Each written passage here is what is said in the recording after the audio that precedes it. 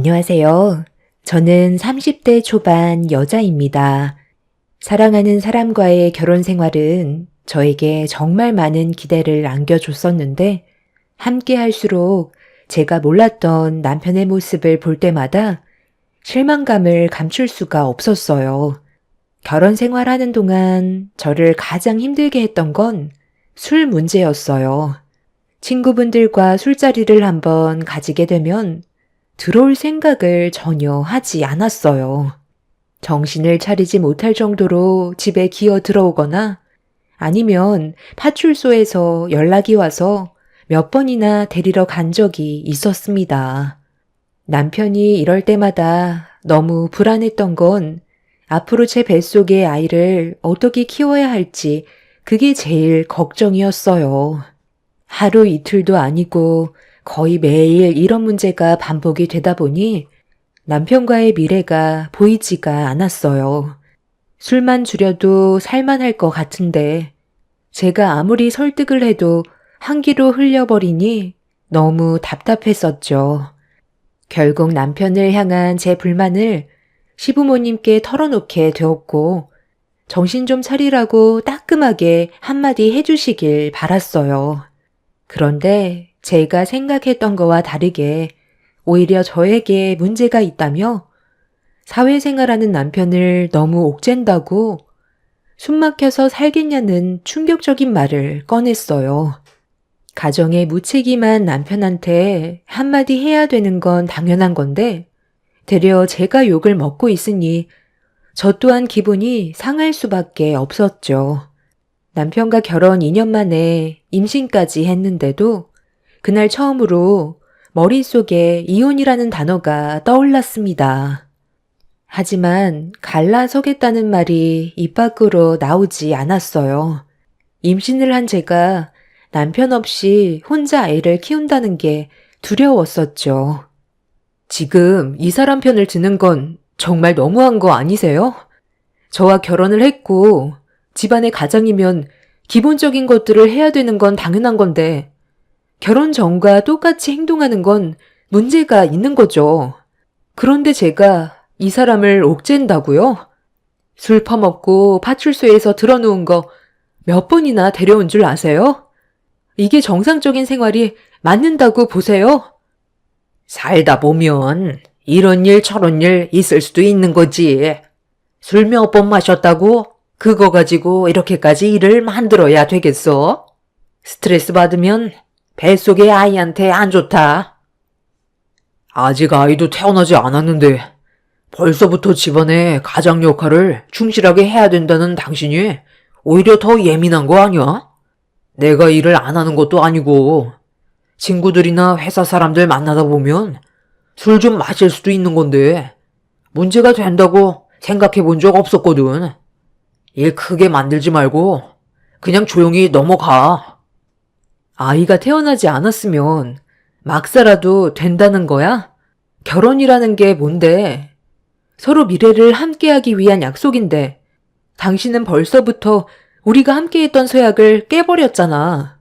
불안감을 조성하는 결혼 생활이 얼마나 오래 갈 것 같은데? 생각이 있다면 똑바로 행동해야지. 내가 여기서 멈추길 바라는 거야? 아가, 내 아들이 철이 없긴 하지만 출산을 하게 되면 그래도 지금보다야 나아지지 않겠니? 화가 나는 건 이해한다만 일을 크게 만들지 않았으면 좋겠구나. 잘못한 건 남편인데 시댁 식구들은 제가 속이 좁다며 이해해주지 못한다는 거에 되려 불만을 보이고 있었습니다. 그때 정말 많은 실망을 하게 됐지만 그래도 남편 입에서 다음부턴 자중하겠다는 말을 들을 수 있었어요. 본인도 조금은 느끼고 있는 것 같아 최대한 참고 넘어가려 했어요. 기대했던 것과는 다르게 시부모님은 남편한테 따끔하게 얘기하진 않았지만 그날 이후 어느 정도는 조절하려는 노력을 보이길래 그 모습을 조용히 지켜보고 있었습니다. 제가 믿을 수 있는 건 남편 하나밖에 없기 때문에 최대한 좋은 쪽으로 생각하려고 노력했어요. 아이를 출산하게 되면 육아를 안 도와줄 수 없기 때문에 그때 돼선 집안의 가장 역할을 제대로 해주길 바랐었죠. 그렇게 시간이 지나 아이를 출산했는데 기쁨도 잠시 또 다른 문제거리가 하나 터지게 되었죠. 육아 때문에 매일을 정신없이 보내고 있었는데 어느 날 아이가 막 잠들려 할 때 초인종 소리가 울려 아이가 깰까봐 급하게 현관문을 열었어요. 상당히 예민해져 있던 상태라 기분이 좋지 않아 불편한 시선으로 바라보고 있는데 저에게 우편물 하나를 건네주더군요. 본인 확인 후 사인을 부탁하길래 남편의 우편물을 받은 뒤 내용물을 확인해 봤는데 천천히 읽어 내려가는 순간 가슴이 철렁 내려앉았고 제가 알지 못했던 또 다른 문제거리가 눈앞에 펼쳐졌습니다. 저는 남편이 퇴근하고 집에 들어오면 왜 저를 속였는지 물어봐야 했어요. 아무리 생각해봐도 저에게 빚이 있다는 걸 속인 건 심각한 일이었죠. 당신, 이리 와서 좀 앉아봐. 이거 오늘 우리 집에 온 우편물이거든? 확인해보고 왜 나를 지금까지 속였는지 설명해야 될 거야. 이건 정말 너무한 거 아니야? 아니, 이 우편물이 왜 당신 손에 있는 거야? 분명 회사로 보내달라고 했는데 전달이 잘 안 됐나? 어차피 이렇게 된 거 전부 다 솔직하게 설명해 줄게. 당신이랑 연애할 당시 결혼을 하고 싶었는데 내가 능력이 없으면 결혼에 대해 고민을 할까봐 우리 부모님이 집을 해주셨다고 거짓말을 했던 거야. 빚이 있다고 얘기하면 결혼을 안 해줄 것 같아서 그건 아예 입 밖으로 꺼내지 않았거든. 그렇게 매달 이자랑 원금이랑 조금씩 갚아 나가고 있었지. 그럼 당신이 받는 월급도 나한테 속였었겠네? 원금이랑 이자 갚는데 진짜 월급이 얼마나 되는지 알게 되면 바로 들통나게 되니까 결혼 전부터 속여왔던 거였어? 그럴 생각은 없었는데 어떻게 하다 보니까 이미 내 월급을 당신한테 속이고 있더라고. 그래도 빚이 2억밖에 안 돼서 조금만 노력하면 갚을 수 있어. 노력하면 갚을 수가 있다고? 내가 봤을 때 당신은 아예 갚을 생각조차 없는 것 같은데? 이 우편물이 왜 날라왔겠어? 그럼 이건 어떻게 설명할 건데? 아파트 담보대출을 받았으면 월급으로 제때 갚아야 되는 게 맞는 건데 당신 월급을 전부 어디에다 사용을 했길래 카드 빚이 2억이나 되는 거야. 더군다나 이자율도 높은 이금융에 대출을 당겨받았었네. 아파트 원금이랑 이자에 넣은 것도 아니고 여기에 적혀있는 2억 대출받은 건 어디에 사용한 거야? 그건 목돈 좀 만들어 보고 싶어서 주식 투자를 좀 했거든. 그런데 손실이 나버려서 카드 빚을 갚는데 허덕이다 보니까 아파트 담보대출을 받은 원금과 이자를 납부하지 못하는 바람에 일이 좀 복잡하게 되어버렸네. 속인 건 정말 미안한데 열심히 일을 해서 갚아 나가면 되니까 너무 걱정하지 마. 내가 다 해결할게. 지금까지 아무 일 없었잖아. 내가 설마 당신이랑 우리 아이 굶기겠어? 생활비는 끊기지 않게 할 테니까 불안해하지 않아도 돼. 이 아파트 부모님이 해주셨다고 거짓말하고 거기에다가 주식 투자하려고 이자율 높은 카드사에 2억이나 대출받아서 전부 다 날려먹었으면서 당신을 믿으라고? 이미 신뢰가 한순간에 무너져 버렸는데 어떻게 믿고 살아갈 수가 있겠어? 준비라곤 전혀 되어 있지 않은 당신 때문에 나랑 우리 아이가 앞으로 불안정한 가정 환경에서 살아야 한다고. 이 문제 당신 부모님도 알아 몰라. 일이 더 커지기 전에 하루빨리 해결을 해야 피해를 막을 거 아니야. 우리 부모님이 아파트 담보 대출 받은 건 알고 계시는데 내가 주식 투자로 2억 대출 받은 건 아직 모르고 계셔. 금방 갚을 수 있으니까 걱정하지 말라니까. 금방 갚을 수 있다고? 아직 한 푼도 갚지 않아서 독촉장이 날라왔는데 월급 받는 걸로 그동안 친구들과 술만 퍼마시고 생각 없이 생활했으면서 걱정하지 말라는 말이 지금 나오니? 지금 당장 이 사실 당신 부모님께 알려야 되겠어. 그래야 해결책이 나올 거 아니야. 이 문제 해결 못하면 정말 끝이야.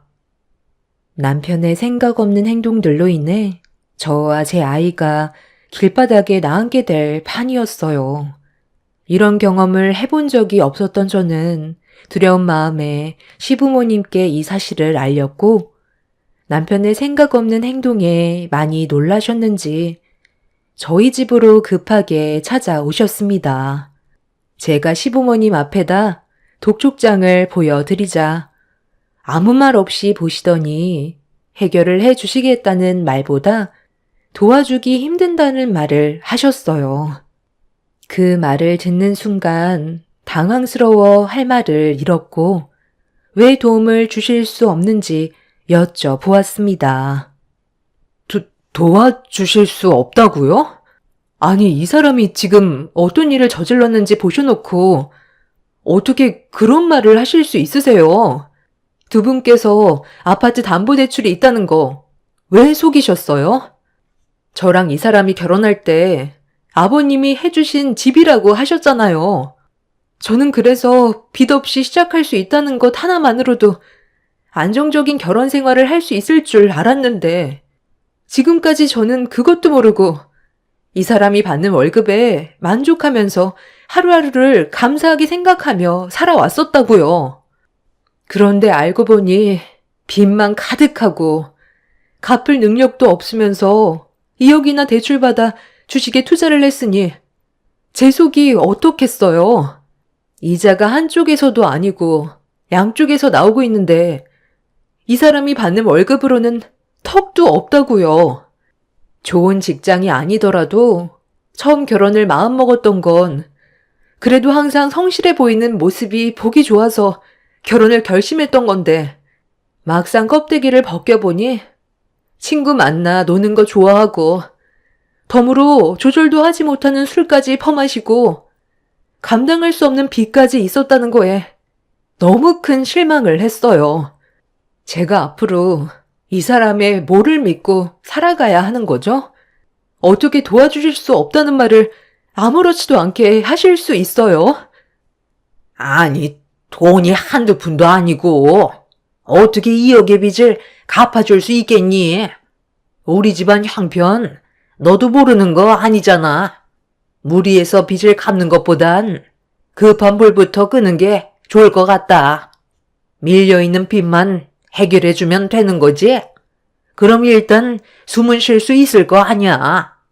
너 이놈 자식, 너는 왜 일을 이 지경까지 만들어서 사람 불편하게 만드니? 다른 건 어느 정도 커버해 줄 수 있었지만 이건 좀 힘들 것 같다. 앞으로 월급 받는 족족 빚만 갚아라.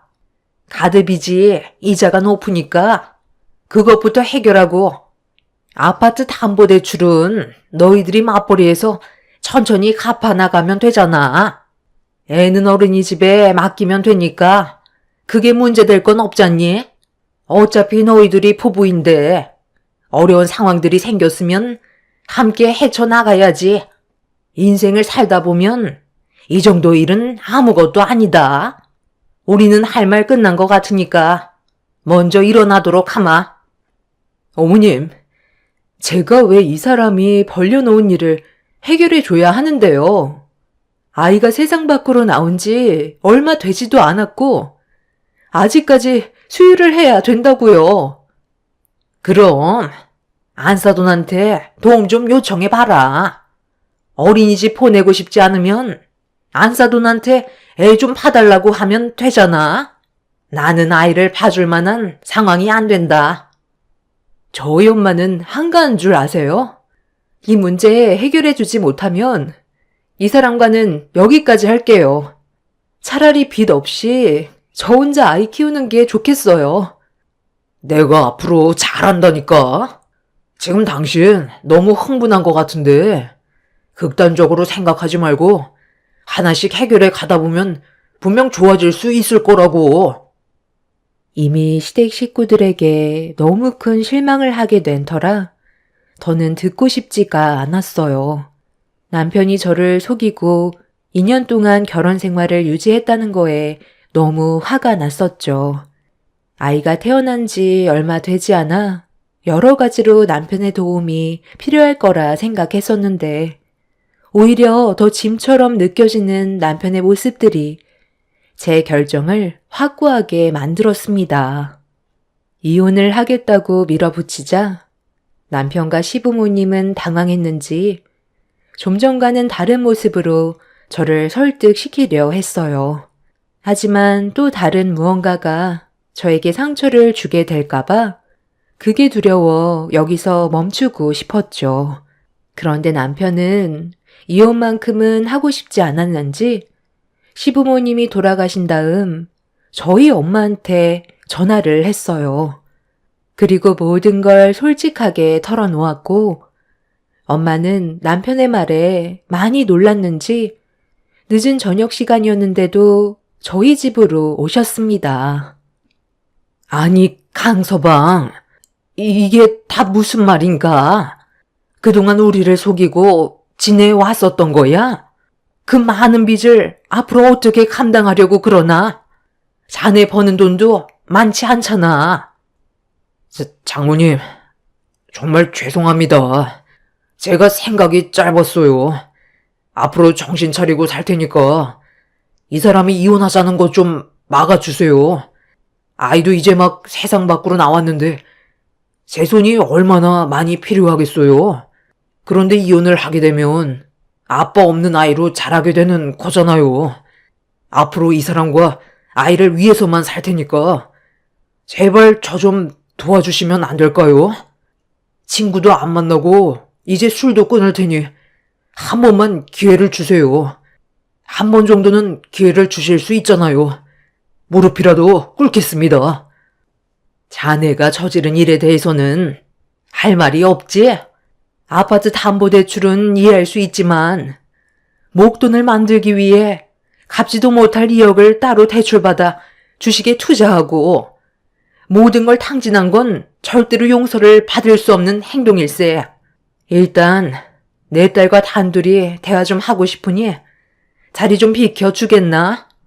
무엇보다 내 딸이 자네와 더는 함께 살고 싶지 않다면 나 또한 방법이 없으니 일단 내 딸의 생각은 어떤지 먼저 들어보고 나서 자네와 얘기하도록 하지.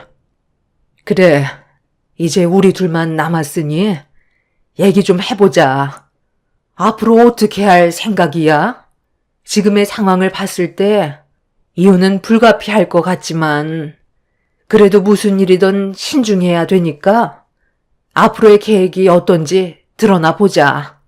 강서방이 100번 잘못을 한 건 맞는데 이제 막 태어난 자기 자식과 떨어지고 싶지 않은 모양이야. 이대로 이혼해도 정말 괜찮겠어? 저 사람이랑 더 살다가는 제가 어떻게 될지도 모르겠어요.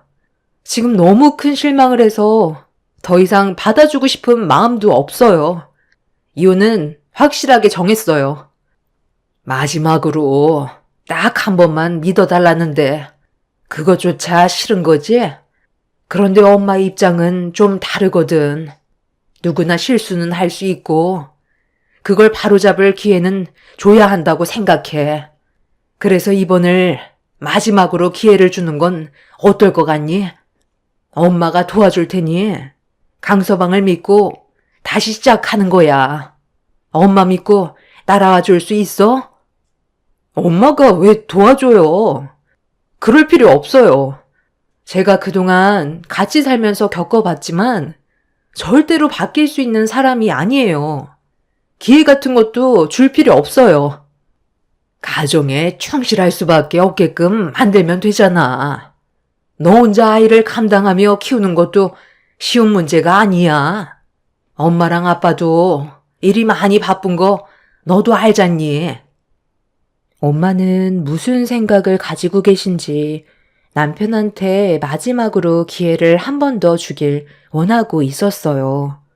남편의 모든 게 마음에 안 들었지만 바로잡을 수 있을 것 같다는 엄마의 말에 제 아이의 얼굴을 한번 바라본 뒤 어떤 식으로 지금의 상황을 해결해 주실지 저도 궁금해서 엄마의 말을 따르기로 결정하게 되었습니다. 그렇게 저와 엄마의 대화가 끝이 나고 남편이 다시 거실로 나왔을 때 엄마는 종이 한 장을 내밀었어요. 그리고 진지하게 대화를 다시 풀어나가셨죠. 어때? 자네가 손해볼 건 없잖아? 이 정도 각오도 하지 않고 내 딸을 붙잡으려 했던 건 아니지? 강서방 자네가 정말로 내 딸과 아이를 생각한다면 내가 말한 조건 앞에선 조금의 고민도 하지 말아야 되는데 내 뜻을 따르지 않겠다는 걸 보면 방금 한 말들도 전부 거짓이었다는 거네. 그럼 더는 내가 해결해 줄 수 있는 방법은 없을 것 같은데 대화 끝났으면 나는 먼저 일어나 보도록 하지. 강서방 자네는 조만간 내 딸과 이혼하고 그에 따른 재산 분할과 위자료를 준비하게. 양육비는 당연히 줘야 하는 거 알지? 자네 때문에 내 딸의 인생을 망쳤는데 조용히 넘어갈 거라 생각한 건 아니지? 하겠습니다. 제가 한 번만 믿어달라고 했으니 그렇게 하면 되잖아요. 가드빚 2억을 갚아주신다는데 저도 어느 정도 감수는 해야 되겠죠. 남편은 엄마 조건에 도장을 찍었고 거래는 성사가 되었습니다. 2억을 갚아주시는 대신 엄마는 남편 명의로 되어 있는 아파트를 제 명의로 돌려주겠다는 거였어요. 손해를 보면서 남편을 도와줄 필요는 없기 때문에 엄마도 어느 정도 생각을 가지고 계셨던 거죠. 아파트 가격이 4억 중반이라 2억을 갚아줘도 손해가 나지는 않기 때문에 나쁜 조건은 아니었어요. 담보대출빚과 원금 또한 남편이 벌어들이는 월급으로 차감이 되는 거라 저희가 손해볼 건 없었죠. 엄마는 저희가 살고 있는 아파트가 무조건 오를 거라고 확신하셨어요. 남편이 감당할 수 있을 정도의 카드빚이 아니었기 때문에 어쩔 수 없이 엄마의 조건을 받아들이게 되었고 이혼을 한다 해도 재산 분할 시 남편은 단 한 푼도 가져갈 수 없다는 각서에 도장과 함께 본인의 얼굴이 나오는 영상을 찍은 다음 엄마가 시키는 대로 모든 걸 해 나갔어요. 앞으로 저와 아이를 위해 살아간다면 이 정도의 조건은 아무것도 아니라며 엄마는 그렇게 남편한테 기회를 주게 되었죠. 저 또한 남편이 변화되길 간절히 바랐고 다음날 아파트의 소유는 제 명의로 변경이 되었습니다. 그만큼 남편은 저와 아이를 위해 살고 싶다는 걸 확실하게 보여주었죠. 마지막으로 한 번만 믿어달라고 했던 남편은 그 난리가 난 이후 가정에 충실한 모습을 보여줬고 친구들과 저는 술을 마시지 않았어요. 퇴근하고 무조건 집으로 달려와 아이를 돌봐주었죠. 조금씩 변해가려는 모습이 정말 보기 좋았지만 언제 또 무슨 일이 생길지 몰라 마음 한편은 항상 불안함이 같이 공존해 있었습니다. 그렇게 몇 달의 시간이 지나는 동안 별일 없이 잘 지내고 있었는데 어느 날 엄마와 함께 남편 회사로 잠깐 찾아간 적이 있었어요. 오래간만에 외식이나 함께 하려고 약속을 잡았었고 남편이 나오기만을 기다리고 있었습니다. 그런데 약속했던 시간보다 좀 늦어지길래 전화를 했는데 남편이 전화를 받지 않더라고요. 다른 회사 직원들은 전부 다 퇴근했는데 야근도 없는 날에 밖으로 나오질 않아 무슨 일이 생겼을까봐 불안한 마음을 가지고 회사 입구를 바라만 보고 있던 사이 아이가 기저귀에 볼일을 봤는지 칭얼거리길래 화장실에 들려 기저귀를 갈아준 뒤 밖으로 나왔는데 남편이 밖으로 나왔는지 목소리가 들려오고 있었어요.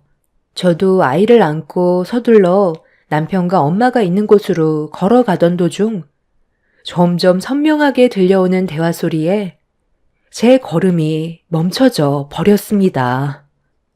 저기 강서방, 아휴, 내가 오늘 깜빡하고 지갑을 안 가져왔지 뭐야. 미안한데 급전 20만 원만 꺼줄 수 있을까? 오늘 식사 끝나고 따로 만날 사람이 있는데 차비하고 내가 식사를 대접해야 하는 상황이라 어느 정도 돈이 필요할 것 같거든. 중요한 약속인데 지갑을 현관문 앞에 두고 와 버렸네. 빌려줄 수 있는 거지? 네? 아니, 장모님, 혹시 치매세요? 껄끄럽게 왜 저한테 빌려달라고 하세요? 그리고 오늘 외식하기로 했다고요? 저는 들은 말이 없는데요. 그 사람과 단둘이 식사하기로 했던 거지. 장모님과 식사 자리를 마련한 적은 없어요. 뭔가 착각하고 계신 것 같은데 괜히 방해하지 마시고 그만 들어가세요. 사위한테 20만 원을 빌려달라는 게 말이 됩니까? 뭐라고? 아니, 자네 무슨 말을 그리 섭섭하게 하나? 내가 얼마 전에 도와달라고 했을 때 빚을 갚아줬던 거는 벌써 까먹은 거야? 도와달라고 할 때는 나한테 온갖 불쌍한 척 다 하길래 내 딸을 봐서 기회를 줬는데 받을 건 다 받았다 이거야? 내가 사람 잘못 본 것 같구만. 나중에 다시 얘기하도록 하지. 그러시던지요. 꼴랑 이어 갚아주면서 명의를 초라마라 조건 것이며 치사하게 나오셨으면서 돈을 빌려달라고요? 어차피 저는 빚 갚았고 지금 살고 있는 집이야. 이혼하지만 않는다면 저희 둘의 재산이나 다름없으니까 그게 상관없거든요. 집사람이 먼저 세상을 떠날 수도 있는 건데 그렇게 되면 모든 재산은 어차피 제 것이 되는 거잖아요. 여기까지 생각은 못 하셨죠?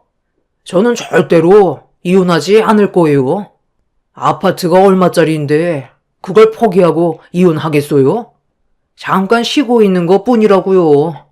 기회는 언젠가 또 오기 마련입니다. 저기요, 여기 잡상인 내보내세요. 남의 회사에 외부인을 함부로 출입시키면 어떡해요? 집사람한테 괜히 쓸데없는 얘기 하지 마세요. 지금 잘 지내고 있는데 슬퍼하는 모습 보고 싶은 건 아니죠? 당신 지금 우리 엄마한테 방금 뭐라고 그런 거야? 잡상인이라고 그랬어? 지갑을 안 가지고 오셔서 이따가 약속이 있다고 20만 원 빌려달라고 부탁했는데 왜 빌려줘야 하냐고? 당신이 생각 없이 대출 받은 카드빚 2억을 갚아주셨는데 콜랑 20만 원 때문에 우리 엄마한테 상처를 줘? 원래 이런 사람이었던 거야? 아이, 어디 있다가 나타난 거야? 아니, 나는 오늘 장모님과 같이 식사하는 줄 몰랐는데 갑자기 나타나서 우리 둘이 좋은 시간 보내려 했는데 전부 망쳐버렸잖아. 그래서 기분이 좀 안 좋아서 나도 모르게 좋은 말이 안 나왔던 것 뿐이야. 내가 설마 안 좋은 감정으로 얘기했겠어? 그냥 좀 서운해서 그런 거였다니까. 서운하면 막말해도 되는 거고 아무리 기분이 안 좋다 해도 잡상인 취급하는 건 좀 심하다고 생각되지 않아? 그동안 우리 엄마를 어떻게 보고 있었길래 표정 하나 안 바뀌고 그런 말을 함부로 뱉을 수가 있어. 몇 달간 조용한 듯 싶더니 또 일을 만들어 버리니? 더는 실망할 것도 없을 것 같다. 제가 몸을 돌려 엄마의 손을 잡고 남편의 회사 밖으로 나가려 하자 저를 붙잡은 남편이 업무상 스트레스가 많아서 그랬던 것 같다며 좋게 풀어가려 했지만 이미 기분이 상해버린 저는 남편의 팔을 뿌리쳤어요.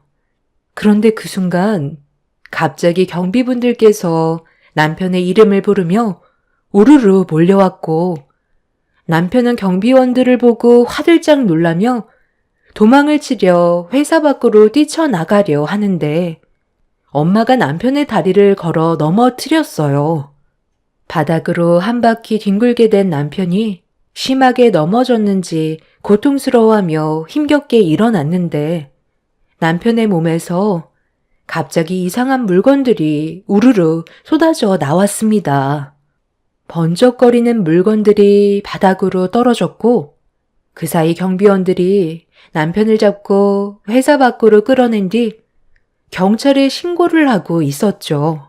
바닥에 떨어진 물건들은 충격적이게도 꽤 많은 금품들이었어요. 회사 직원들이 전부 퇴근한 틈을 타 몰래 금품을 훔치고 있던 거였고 경비원들에게 발각이 된 상태였던 거죠.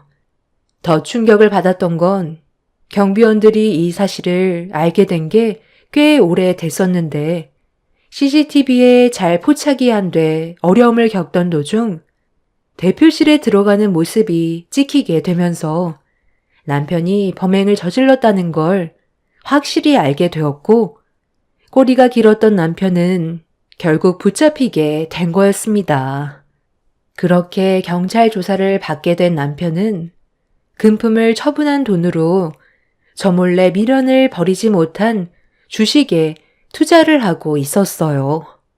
그리고 금품으로 처분한 돈으로 투자한 주식은 전부 손해를 보게 되었죠. 이 문제로 남편은 법적인 처벌을 받을 수밖에 없었고 충격적인 사실을 알게 된 저희 가족은 더는 남편과 함께 할 수가 없었습니다. 마지막으로 기회를 줬지만 남편은 그 기회를 걷어차 버린 거였죠. 그렇게 저희 부부는 끝내 이혼을 할 수밖에 없었어요. 그리고 남편은 저에게 어떠한 재산도 가져갈 수 없는 각서와 본인이 그렇게 하겠다는 영상을 찍었기 때문에 저에게 땡전 한 푼 받아갈 수가 없었습니다. 저는 남편과 함께 살던 아파트를 처분하고 남은 차익으로 아이와 함께 살아갈 적당한 집 하나를 마련했어요. 저희가 처분할 때 기존 시세보다 높아져서 기회를 보고 처분하게 되었죠. 남편은 지속적으로 범행을 저지른 점에 대해 법적 처벌을 면할 수가 없었고 징역 1년 6개월의 형을 받았다는 소식까지 들을 수 있었습니다. 처음 결혼했을 당시부터 저를 속이고 있었지만 그래도 아이 아빠라는 이유 하나로 지금까지 참아왔었어요. 하지만 남편은 전혀 변화되는 모습을 보여주지 않았었죠. 결국 끝은 안 좋게 끝나게 됐지만 지금이라도 빠져나온 거에 대해 감사할 뿐입니다. 앞으로 제 아이와 함께 열심히 살아가려고요. 저런 개차반 같은 남편이 옆에 있는 것보단 차라리 저 혼자 아이를 키우는 게 훨씬 더 좋을 것 같네요. 제 기막힌 사연 들어주신 분들, 오늘 하루도 즐거운 날들 만들어 가시길 바라며 무더운 날 건강 조심하세요. 감사합니다. 안녕하세요. 저는 2살 된 아들을 키우고 있는 30대 초반 여자입니다. 최근에 남편과 많은 고민 끝에 이사를 결정하게 되었는데요. 아무래도 새로운 지역에서 다시 시작을 하려다 보니 쉽지는 않네요. 하지만 언제까지 그곳에서 머물러 있을 수는 없다 보니 큰 결단을 내리게 되었습니다. 많은 부분을 희생하면서까지 이사를 결심하게 된 이유는 제 위로 3명의 손이 동서들 때문인데요. 제가 임신을 하게 되면서부터 여러 가지로 저에게 불만을 가지고 있었어요. 가장 큰 이유는 힘쓰는 일들에 대해서 열애를 하게 되자 본인들이 직접 해야 되는 상황들이 생기면서 불만들이 쌓이기 시작했었죠. 저는 가족들끼리 그런 걸로 문제가 될 거라곤 전혀 생각하지 못했었지만 손윗 동서들은 저와 반대되는 생각을 가지고 있었죠. 그래서 시댁에 모임이 있을 때면 임신한 제가 안정을 취하기 위해 시모가 감싸고 돌면 저에게 많은 질투를 느끼고 있었습니다. 본인들도 임신을 했을 때 시모에게 대우는 다 받았을 텐데 왜 저한테만 유독 안 좋은 시선들을 보내는 건지 이해할 수 없었죠. 그리고 손윗 동서들은 가족들이 옆에 없고 며느리들만 모여 있을 때 저에게 더욱더 심하게 행동하고 있었습니다. 임신했다고 해서 모든 일에 손 놓고 있으면 안 되지. 우리가 똑같은 길을 걸어왔었다는 거 몰라? 막내 동서면 눈치껏 행동할 줄도 알아야 하는 거야. 어머님께서 동서 보고 쉬라고 얘기했다고? 그 말을 그대로 들어서야 되겠어? 우리가 보내는 시선이 어떤 의미였는지 모르는 거 아니잖아. 밖에서 사회생활 안 해본 것도 아니면서 왜 이렇게 눈치가 없는 거야? 임신 초기에는 최대한 몸조심하는 게 좋다고 하셔서 저는 어머님께서 시키시는 대로 한 것밖에 없는걸요. 그리고 방금 눈치를 주셨다고 했는데 저는 그런 걸 전혀 느끼지 못하고 있었어요. 차라리 눈빛으로 무언가를 말하지 마시고 시키실 일 있으면 직접 오셔서 얘기해 주세요. 그렇다고 제가 손 놓고 있는 것도 아니고 어떤 일이든지 도와드리려 하고 있잖아요. 그게 도와주는 거야? 지금 우리가 힘들게 음식하는 거 안 보여? 요즘 젊은 것들은 자기가 하고 싶은 말은 꼭 해야 직성이 풀리나 봐. 나 때는 불만 같은 거 있어도 속으로 삭혔다고. 그런데 동서는 막내라고 아버님 어머님한테 온갖 이쁨 다 받고 있으니까 개념을 아예 상실한 것 같은데? 형님이 얘기하실 때는 무조건 토달지 말고 얘라고 하는 거야. 표현에는 자유가 있는 건데 왜 그런 걸 숨겨야 하는 건데요? 저는 오히려 할 말 못하는 형님이 더 이상하게 느껴지는걸요? 그런 것들이 나중에 집안 싸움을 일으키게 되는 거라고 생각해요.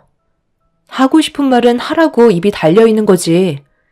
입을 다물고 있으라고 있는 건 아니잖아요? 부당한 취급을 하신다면 저는 그에 따른 불만을 얘기할 거고 그런 제가 마음에 들지 않는다면 뭐가 문제인지 정확하게 짚어서 말씀해 주셨으면 좋겠네요. 합리적이지 않은 이유라면 저 또한 형님들의 조건을 받아들이지 않겠습니다. 요즘 시대가 조선시대도 아닌데 무조건 얘라고 말만 듣길 원하시는 건 아니죠? 형님들은 어이가 없다는 듯이 저를 위아래로 쳐다보고 있었어요.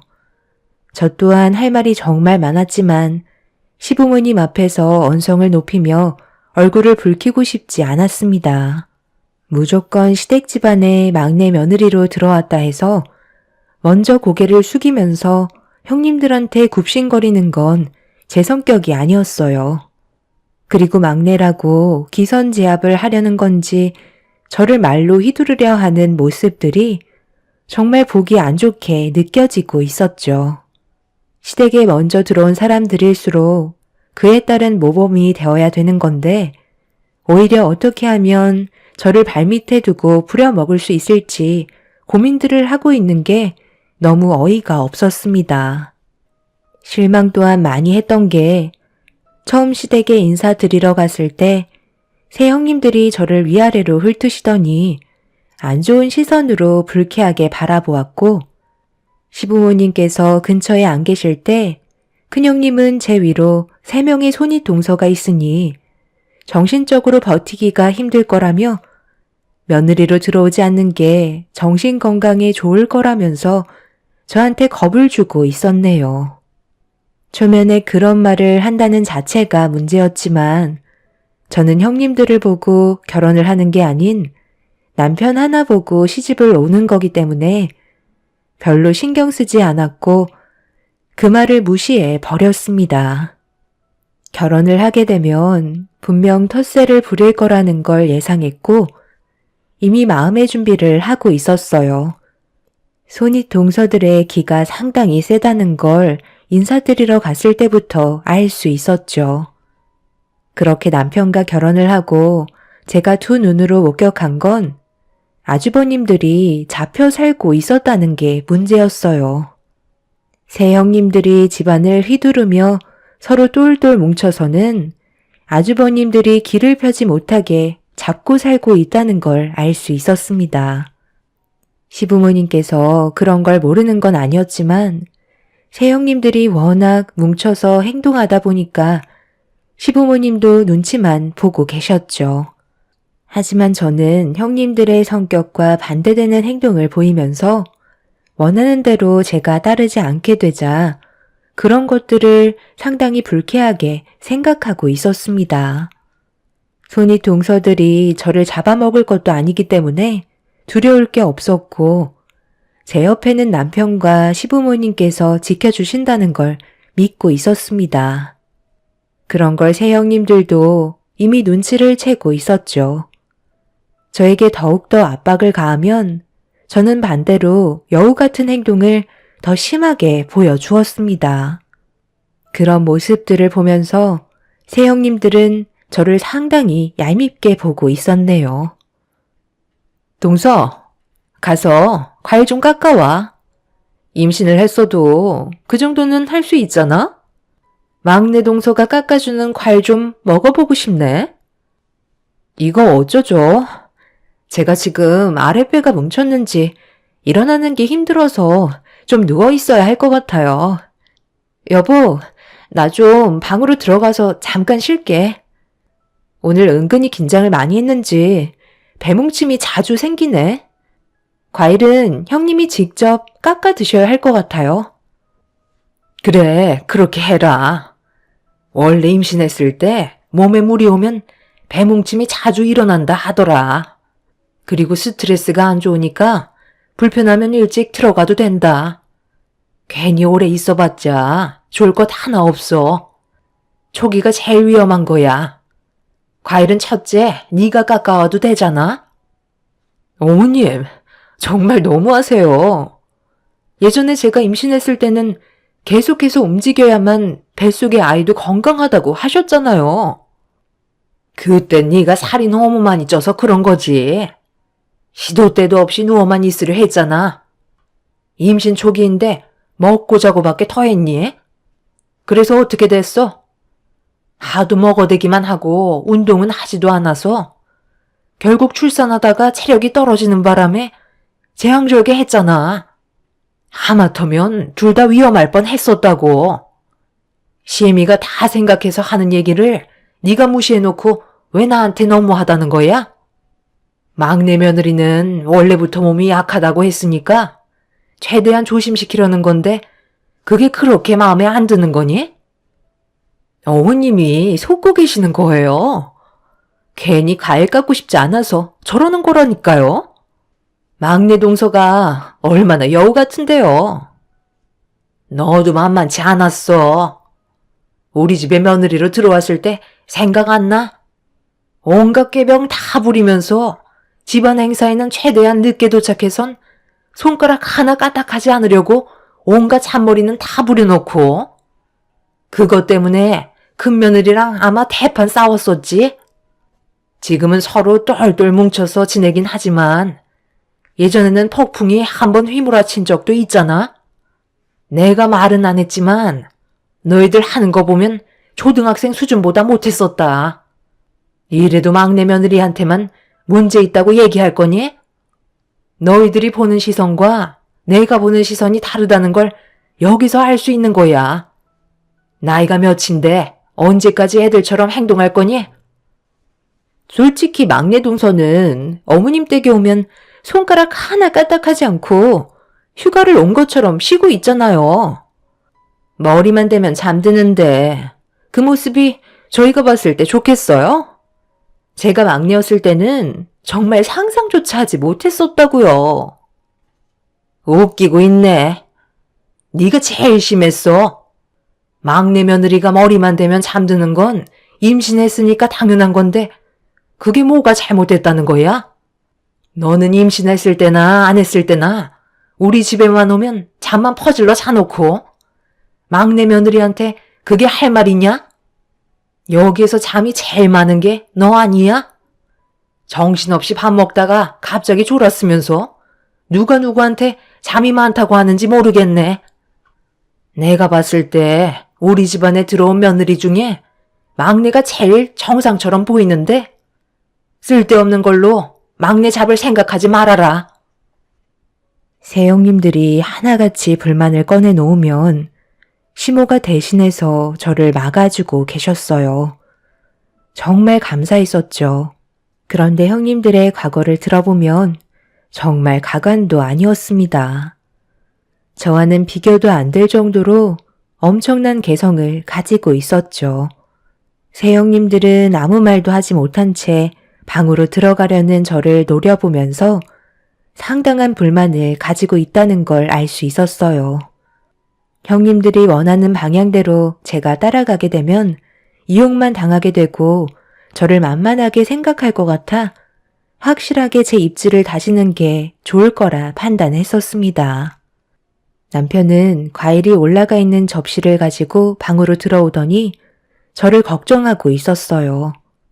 남편은 이미 새 형님들의 성격들이 어느 정도인지 대충 파악을 하고 있었기 때문에 혹시라도 저에게 피해가 올까봐 걱정을 하고 있었습니다.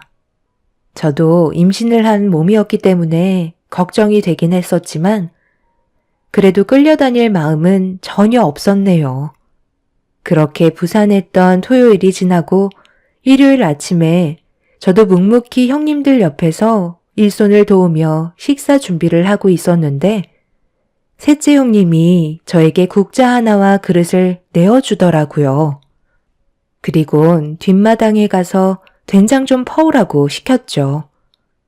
그 정도는 어려운 게 아니었고 식사 준비를 하고 있었기 때문에 아무 말 없이 뒷마당으로 가서 된장이 들어있는 장독을 열려고 한 순간 미끄러지면서 발목을 삐끗하는 사고가 발생이 되었습니다. 바닥을 자세히 보니 무언가 알 수 없는 미끄러운 게 바닥에 묻어 있었어요.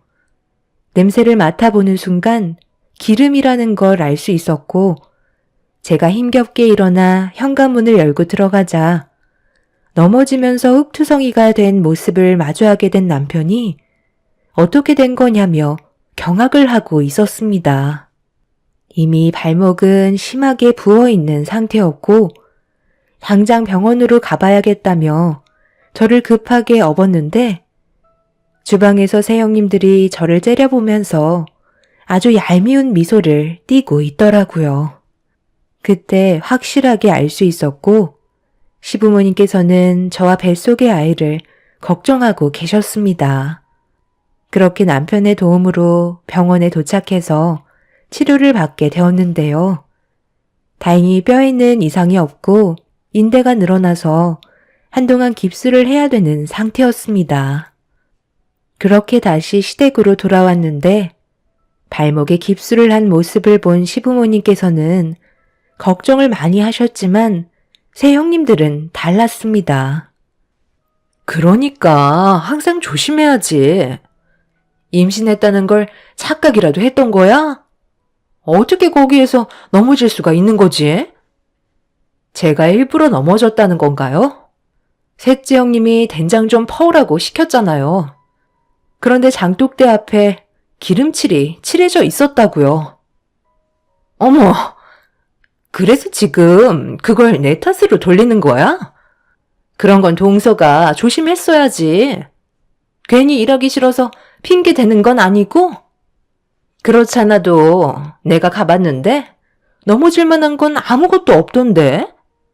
된장 좀 퍼오라는 게 그렇게 싫었어? 이참에 일부러 넘어져서 앞으로 손가락 하나 까딱하지 않겠다는 거잖아. 동서가 말했던 기름은 조금도 찾아볼 수가 없던데? 내 말이 틀렸으면 가서 직접 확인해 보라고. 어머님, 막내 동서가 임신 핑계론 한계가 있으니까 일부러 발목까지 접질린 거라고요. 혹시 알아요? 발목 접질린 것도 거짓일지도 모르죠. 서방님이랑 둘이서 짜고 친 연기인지 우리가 알 수 없는 거잖아요. 저는 셋째 형님의 말에 너무 어이가 없어서 남편에게 당장 뒷마당으로 가달라고 부탁했어요. 그렇게 온 가족 모두가 뒷마당으로 가게 되었는데 장독 앞에는 충격적이게도 바닥에 기름칠은 전혀 되어 있지 않았고 조금도 미끄러질 수 없이 깨끗하게 되어 있었습니다. 분명 새형님들이 바닥에 묻어있던 기름을 지웠다는 걸 저는 확실하게 알 수 있었죠.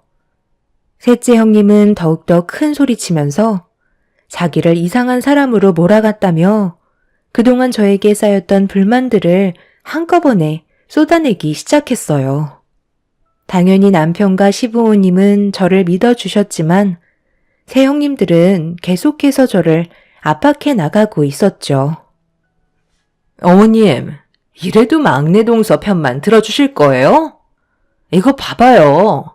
얼마나 여우 같은 짓을 하고 있어요. 제가 봤을 때 동서를 계속해서 이런 식으로 풀어주면 나중에는 저희 머리 위로 기어오를 거라니까요. 확실하게 혼 좀 내주세요. 제가 왜 이런 걸로 쓸데없이 거짓말을 하겠어요. 형님들이 저를 그동안 안 좋게 생각해서 일부러 골탕 먹이려고 계획한 거 모를 줄 알아요? 그리고 정말 웃긴 게 장독 앞에만 깨끗하게 청소를 하셨네요. 이왕 하시는 거 주변까지 깔끔하게 청소를 하셔야지 의심이 안 가죠. 제가 넘어진 부분만 너무 깨끗하게 닦아 놓으신 거 티나지 않나요? 그만들 해라. 오늘 이 시간 이후로 한 번만 더 내 앞에서 서로 얼굴 붉히고 싸우면 더 이상 서로 모이지도 말자. 새 형님들은 저를 잡아먹을 듯이 무서울 정도로 노려보고 있었고 저 또한 그런 형님들한테 절대 밀리지 않았습니다. 만약 앞으로 넘어졌다면 뱃속에 있던 아이까지 위험해질 수도 있는 상황이었기 때문에 저는 새 형님이 저에게 했던 행동들에 대해 절대 그냥 넘어갈 생각은 없었네요. 결국 그날은 더 이상 서로 얼굴을 마주보고 있는 자체가 너무 스트레스 받아서 남편과 저는 일찍 집으로 들어와 버렸습니다.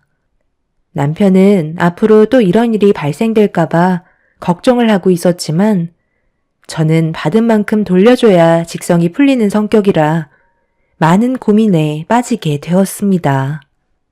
그냥 넘어간다면 본인들이 이겼다고 생각하면서 저를 더 막대할 것 같았거든요. 그렇게 저는 또 다른 계획을 세웠고 다음번에 시댁에 가게 됐을 때 새 형님들의 실체를 꼭 밝혀내길 결심하게 되었죠. 몇 달의 시간 동안 저는 꾸준하게 치료를 받으면서 다쳤던 발목을 다시 회복시켰고 다가온 명절에 정상적으로 걸어서 시댁으로 들어갈 수 있게 되었어요.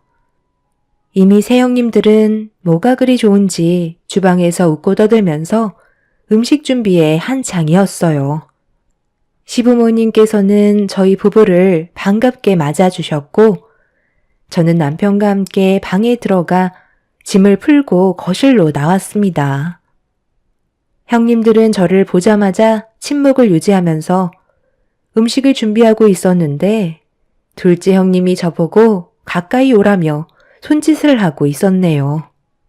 그리곤 임신한 귀한 몸이니 최대한 편하게 음식 준비해야 되지 않겠냐며 재료 손질을 하라고 마늘과 양파를 한 무더기 안겨주었고 새형님들의 눈에 안 보이는 곳에서 손질하라며 주방에서 내쫓았습니다. 거기까지는 참을만 했어요. 몇 달 만에 시댁에 온 거기 때문에 들어오자마자 얼굴 붉히고 싶지 않았습니다.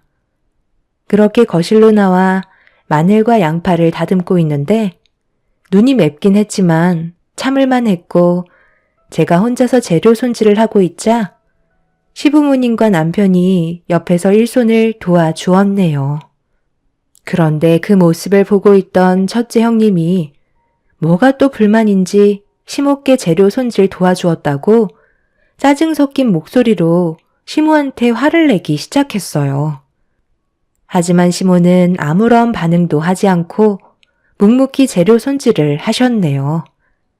첫째 형님은 저를 도와주고 있다는 걸 마음에 들어하지 않았는지 계속해서 궁시렁거리며 형님들과 험담을 하고 있었습니다. 안 좋은 말들이 거실에까지 들려오자 남편이 참다 못했는지 자리에서 일어나 주방으로 들어가려 하길래 남편의 손을 잡으며 일단 참으라고 신호를 주었습니다. 시부모님께서는 한 가족이 되었으면 서로 헐뜯지 말고 잘 지내야 하는데 어떻게 다들 똑같을 수 있는지 이해할 수 없다며 저를 보면서 고생이 많다고 한숨을 쉬셨습니다. 그렇게 또다시 시작된 안 좋은 감정들을 가지고 설 명절을 보내고 있는데 모두가 한자리에 앉아 얼굴을 마주보며 식사를 하고 있던 그때 밥상 앞에서 셋째 형님의 한마디가 엄청난 파장을 불러 일으켰습니다. 어머님, 이제 막내 동서도 안정기에 접어들었으니까 일 좀 시켜도 되죠? 그때는 최대한 안정을 취해야 된다고 하셨는데 지금은 그렇게 하지 않아도 되잖아요.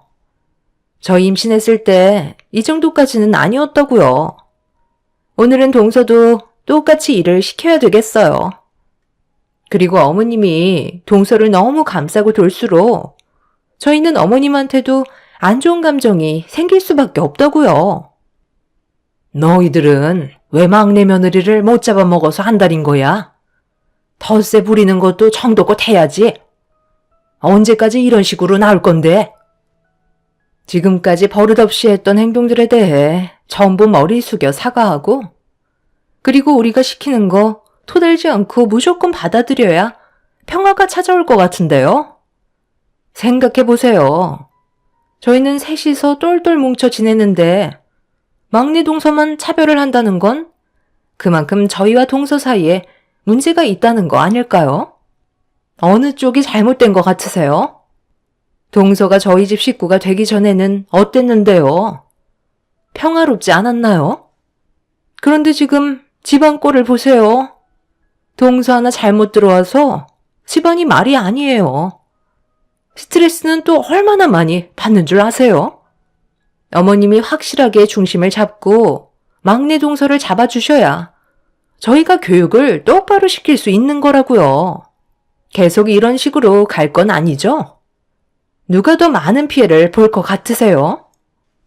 제가 봤을 때 저만 정상이고 형님들이 비정상 같은데요. 그 말에 책임들 질 수 있으세요? 뭘 믿고 그리 자신만만하신 거예요? 어머, 동서, 지금 말 다 했어?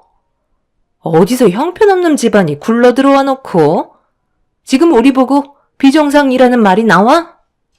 나랑 한번 해보자는 거야?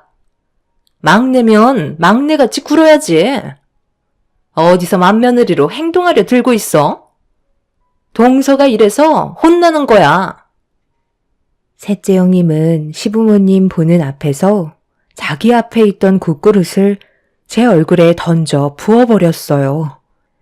다행히 대화를 주고받는 동안 어느 정도 식었는지 크게 뜨거운 건 아니었지만 저희 엄마가 명절날 시댁에 인사드릴 때 입고 가라고 사주셨던 인부복이 전부 다 망쳐버리자 더 이상 새형님들을 사람으로 상대하는 건 안 될 것 같아 숟가락을 든 뒤 새형님들한테 나이를 먹었으면 어른답게 행동 좀 하라고 한 대씩 쥐어 막으려는 순간 시모가 제 숟가락을 뺏으시더니 직접 형님들을 훈계하셨네요.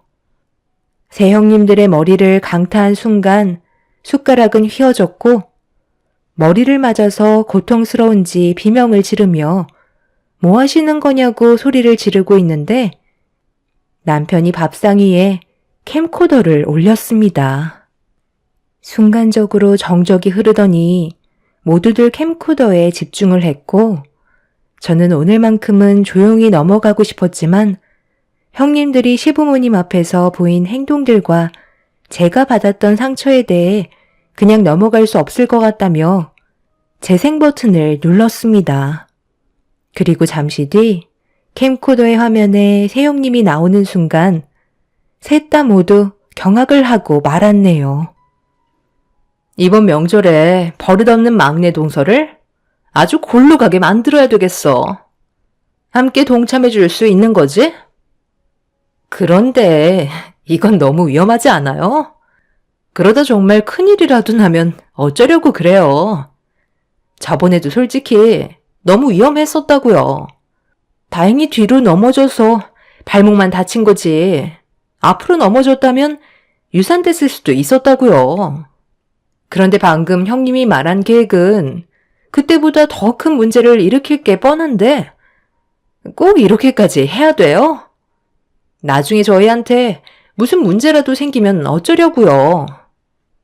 저는 너무 걱정이 돼서 이번 일은 함께하지 못할 것 같아요. 형님이 막내 동서를 얼마나 마음에 안 들어 하는지는 알겠는데요. 만약에 이런 계획이 저희가 했다는 게 밝혀지기라도 한다면 그땐 오히려 저희 앞날에 문제가 생기는 거잖아요. 최대한 좋게 말로 풀어서 막내 동서를 우리 편으로 만들면 편하지 않겠어요? 저도 그렇게 생각해요. 만약이라는 게 있는 거잖아요.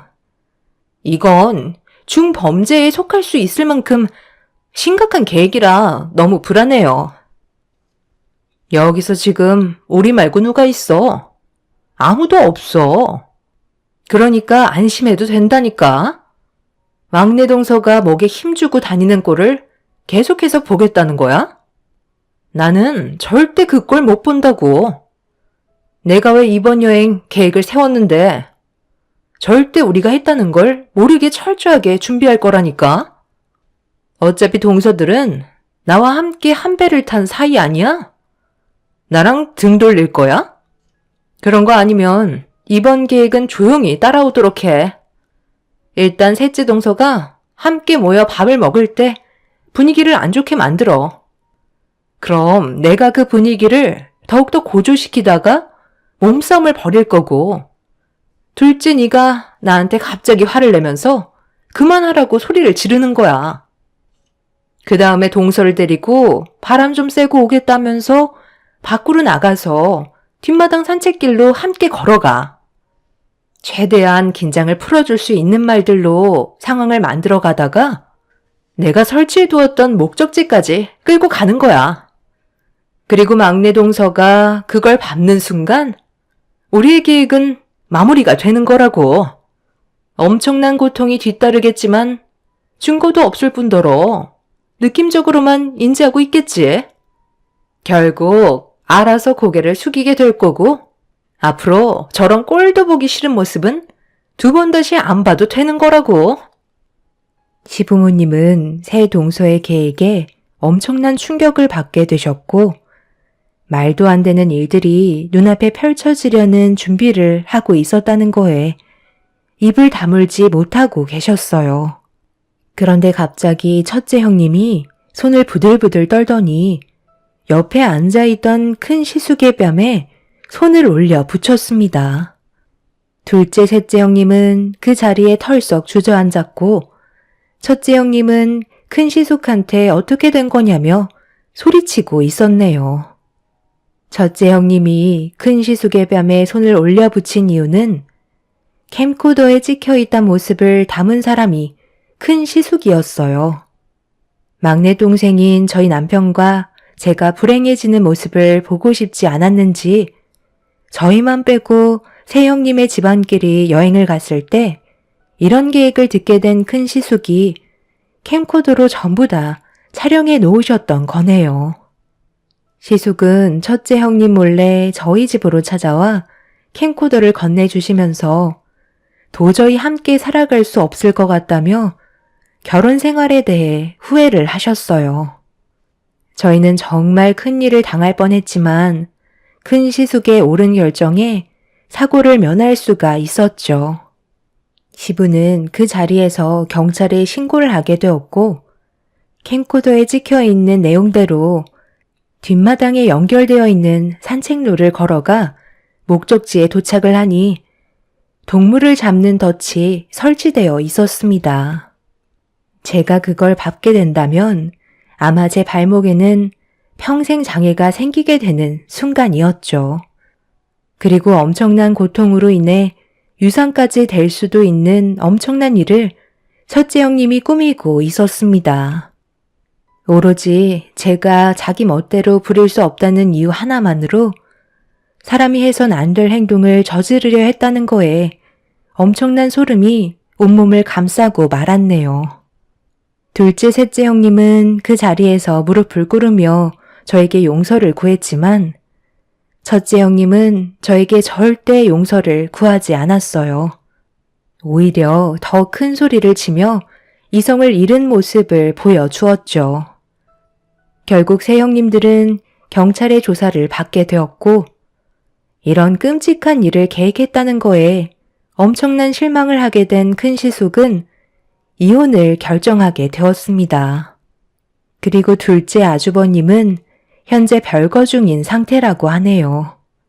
모든 걸 계획한 첫째 형님과 그 뒤를 도운 형님들은 저에게 피해가 가지 않았어도 계획적인 범행을 저지르려 했다는 거 하나만으로 법적 처벌은 면하지 못했습니다.